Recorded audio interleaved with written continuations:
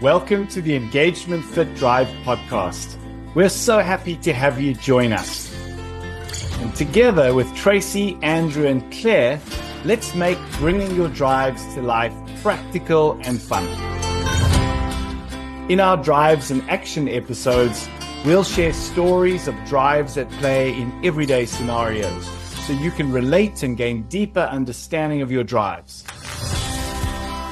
In our Driving Impact episodes, we'll sit down with incredible guests who are using the Drive framework and tools to create meaningful impact, both professionally and personally. Whether you're here to better understand yourself, your team, or simply curious about living a thriving and inspired life, you're in the right place. So let's dive in.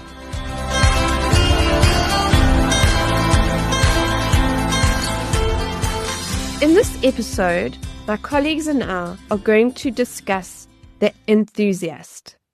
As an enthusiast, you will tend to inject a lot of energy and enthusiasm into everything and truly believe in focusing on the positives in any situation.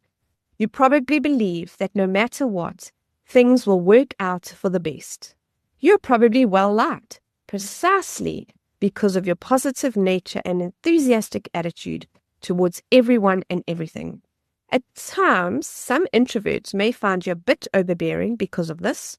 Your ability to energize others and lift the energy in the room is a precious asset in relationships. You may often be full of humor and lightheartedness, and you may love the gladness, sadness, and madness of life. You may also have an intense emotional side where you can deeply feel your hurt, anxiety, joy, or happiness. Enthusiasts are positive, hopeful, and optimistic. They thrive in conditions where optimism is embraced and where they can bring hope and lift the spirits of people. Does that sound like you? Do you think you could be a dominant enthusiast? I certainly am. It sits quite high on my profile at number 13. So I definitely relate to this positive energy. Let's have a look at the needs of this drive. Definitely the freedom to be enthusiastic and full of life, to be alone at times, to recharge these batteries, to be in a positive environment and around positive people. If you're an enthusiast, you're going to walk into the room and people are going to feel your positivity. They're going to feel your excitement. And it can be quite intense, and you are going to feel these things as well. So you may feel frustrated with pessimism or negativity, and you're also going to feel these intense emotions. As a dominant enthusiast, I'm going to take you through some of the boosters. So enthusiast and initiator both have a lot of expressive energy. Enthusiasts inject their energy into people and environments to uplift the mood and generate enthusiasm, while initiators inject their energy into people to generate action and take off momentum for ideas and decisions. Enthusiast networker both are outgoing and thrive on social interaction. Enthusiasts engage others through their positive energy, lightheartedness, and fun, while networkers engage others through their charm and ability to find a common point of interest. And I'm going to explain the contrast to enthusiast, which is enthusiast and skeptic. Skeptics range between being realistic and pessimistic and see the negatives first, whereas enthusiasts are naturally optimistic and see the positives first. I like what Simon Sinek says. Optimism is the belief that the future is positive. We are going through hard times right now, but we will get through this together. We've had a look at the definition of a dominant enthusiast, some of the things that contrast enthusiasts, and some of the drives that boost enthusiasts. So I'll share from my point of view as being a dominant initiator with a high enthusiast. What does that look like for me? And it means get going.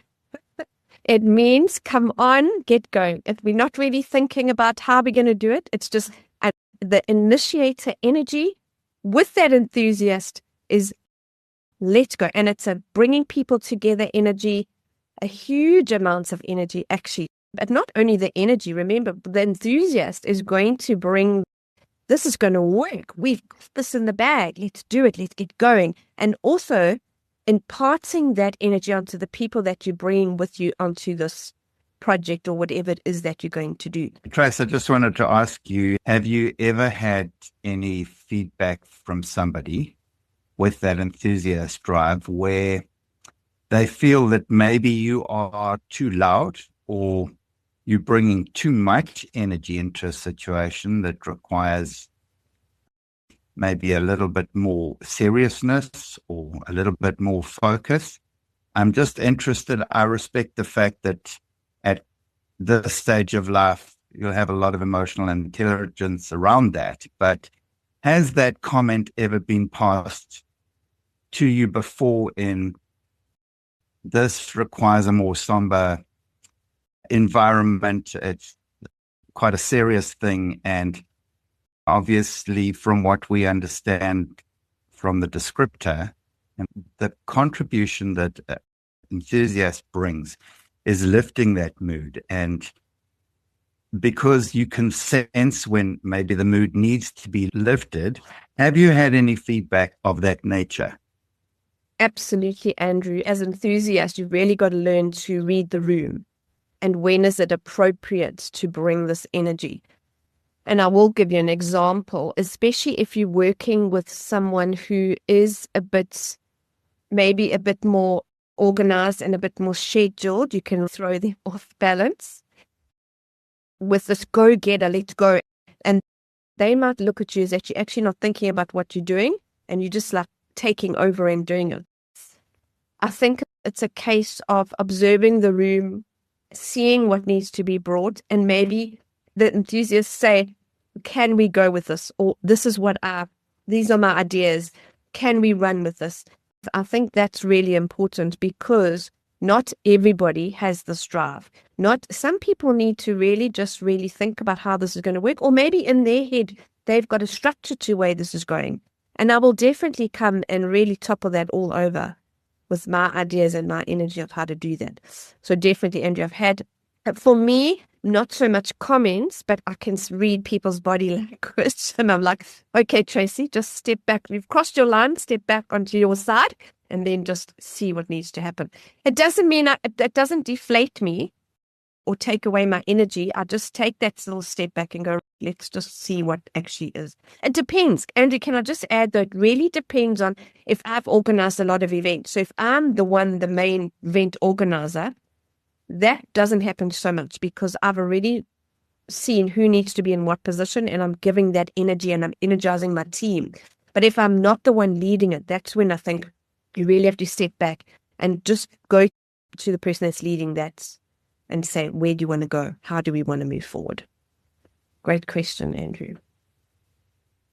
I think the other aspect of that where I think it's really valuable as well, and I like how you stated, if it's something that you've organized, is that if we consider the concept that emotion is energy and motion, and keeping people invested, keeping people encouraged and focused on what's happening, it makes perfect sense that you can play into that and to be able to lift the mood and to keep people engaged is what I'm actually after.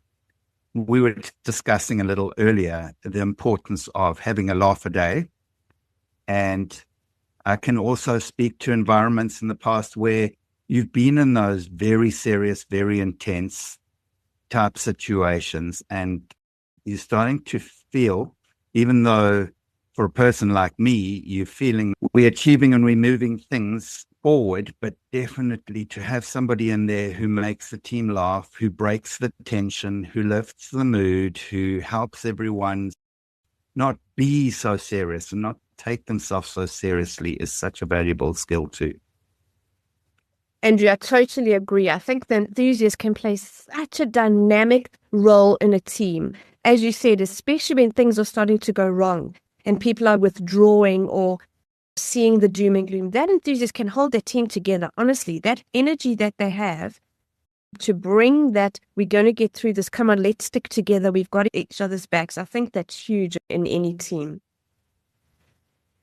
Gracie, I have a follow-up question about that because I'm also enthusiast dominant. Have you heard, how often has it been that people have actually called you loud? Claire, it's a really good question. I sometimes say to people, oh, I'm too loud. I actually catch myself and I go, oh, I'm talking too loud. So I think we can definitely overstep that mark and be loud. And it's that energy, because that energy is being expressed. I think, well, as we've only gotten to know each other like in the past couple of years working together. But I can't necessarily say that I've come across you as being loud. That's my personal opinion, my personal view. But I can totally relate to being a loud person, being as an enthusiast. The loud, giggly, not necessarily not taking things seriously, knowing your place and knowing the time, because there can totally be a wrong audience or a wrong time for something. It's going to really, because I don't find you loud either, but I think it's really going to come down to who you are having a relationship with at that time. If you're with someone that is very introverted or a very strong contemplator, and you coming in with that, our energy can just be too much and we don't match their energy. So I think that's where the growth it comes from on our side. Yeah. And I think to maybe paint a little bit more to the picture that you're telling there, Trace, is if you sniper contemplator, some of those drives that don't enjoy interruptions, and you're in the zone and you're focused, sometimes that energy can break that. Maybe for people like me, that you need to go and create space apart so you can have the time to focus and to think and all the rest without distractions. And I think that's a key thing for people in teams to understand, that if you need focus time or you need time alone to think, just be aware of how you do that and where you choose to do that, because that could be a distraction. Just going on to another aspect of this, and Trace, I want to direct this specifically at you being the enthusiast with a strong caretaker drive. And this focus towards emotions and the importance of emotions in that space, playing to the contrast of the skeptic. And the skeptic might see things from a very logical space where emotions don't necessarily make sense, and just bringing up a dynamic where these two drives can cause situations where people miss each other, because the filters that they're looking through, in my case, would be a very clinical, logical, realistic approach to things. And again, playing strong to what skeptic does naturally, to see where the negatives are first, versus the enthusiast who's all about seeing where the positives are. And just in how we choose to communicate the perspectives that we both see, it's quite an important, first of all, to understand how those two ways of seeing life can cause people to miss each other, and then how we choose to communicate them. Because sometimes in the language, from my perspective, I will be looking at a situation, and we all have emotions. We all experience emotions. But maybe for people more like me, the ability to communicate the emotion or how it's perceived is a little bit more challenging than maybe for you. Just exploring that, how you make sense of that. From what I understand, you're saying we're talking about a strong emotional to a strong clinical point of view. And how did the very high enthusiast with that high energy on one scale and the skeptic very doubtful on the other end, How do they see things on the same page and not miss each other? And again, I'm going to say it's, when we talk about these drives, we want to talk about how are they mastered and not mismanaged, and what does that look like? So from the enthusiast, it's to read the room, like I said earlier, read the person that you're with, watch the body language. And then from the skeptic side, it's ask more questions, or if you need to get those doubts being made more clear to you, ask the questions. I think what we do as humans is we shut off and we go, this is just too much, this person's too much, this person's crazy, what are they going on about? And we stop being curious, we stop investigating, and so this is where the communication breaks down. Whereas it's, gee, enthusiast, you've got some great ideas, but these are my concerns. How would you address those? Or how do you think we can move forward? I'm happy to move forward with you, but how are we going to address these things that are my concerns, which probably the enthusiast hasn't even recognized or seen yet, because of that energy to get going, if they really have strong initiators as well. But even that initial, that energy that everything's okay, is sometimes they do need to be a bit more realistic. It's really the focus is on what do we need right now? What is in this moment need? Do we need this enthusiasm? Or are you just bringing that enthusiastic energy in the wrong context? Andrew, you and I can talk, because you are, enthusiast is a drainer for you, you are dominant skeptic. So do I overwhelm you sometimes? No. So I think, let me put forward an example of where I'm specifically going with this as well, is the importance of, for me, who doesn't necessarily go to emotions and feelings naturally, obviously I go there, but to the point of, I might observe you, we made the point that enthusiast experiences life very strongly in the emotional sense. And I might observe your behavior, for example, and without thinking, just call it out as saying something that could come across as insensitive. You very emotional today, what's going on? And miss the point that how you're feeling is important. And for me to just dismiss you as being emotional without understanding what might be behind that, I don't know if that gives more clarity to the question I was asking, because really it's been quite something for me to think through the importance of people being able to express themselves emotionally and the validity of that. Andrew, and I'm going to answer that question with one word again, and that's curiosity, is because when you're curious about people's behavior, you cannot judge them. So even if you don't ask the questions, the mere fact that you go, wow, Tracy's arrived today and she's over the top, I wonder what's going on. And just having that, and then maybe later getting to have a conversation or actually finding out what has made me over the top enthusiastic today. And I can see where you're coming from, because from your mindset is looking at life as way more realistic, way more tempered. The enthusiast is not going to be tempered. We have these very extreme emotions. So you're going to see me at my low lows or ha-ha-has. And for you to get your head around that, probably also what's going on here. You've also got moderators. Why is it so extreme? Could be.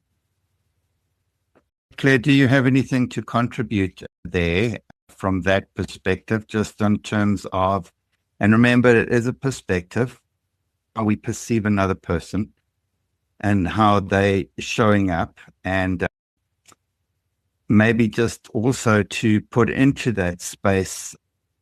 I think from my perspective as a dominant enthusiast, I want to come from the angle of enthusiasts generally feel the need to lift the mood. When you think of the worst toxic potential or environment or whatever it is, for an enthusiast, they can't sit in something like that. All they want to do is they just want to lift the mood, and whether they make people happy or just like literally chop through the toxicity with a light giggle or whatever it is that they also do. But for me itself, I am a little bit more constant, and I don't necessarily feel the need to do that unless it is so intense that it almost comes like an automatic response. It's almost a response. It's not something that I think about doing. It's not something that I feel that I need to do. It almost just happens, especially with the intensity. What I do want to discuss, though, is the need to recharge batteries. And as an enthusiast, you don't necessarily understand or calculate how much of yourself you actually pour into others or pour into situations with all the optimism that's injected into, whether it be the situation, the person, people, whatever. And it literally can drain the batteries, drain the energy. For me, one of my recharging of batteries is literally to take time out on my own, relax, chick flicks, snacks, whatever it is. And for every enthusiast, it might be different. And even though I'm an extrovert by nature and I go out a lot, there are times where I need to withdraw because it was just too intense. Having said that, communication is always key. It's not the be all and end all, but it does help. Thanks for joining us on this exciting journey of self-discovery and fulfillment. We hope you found inspiration, practical takeaways, and maybe a deeper understanding of how drives work in action. If you want to discover your drives, head over to engagementfit.com and take the drive assessment. If you loved this episode, remember to hit the subscribe button. We'd also love to hear your thoughts, so leave us a review or share this episode with someone who's ready to unlock their drives and thrive. Until next time, keep driving towards a life of meaningful impact.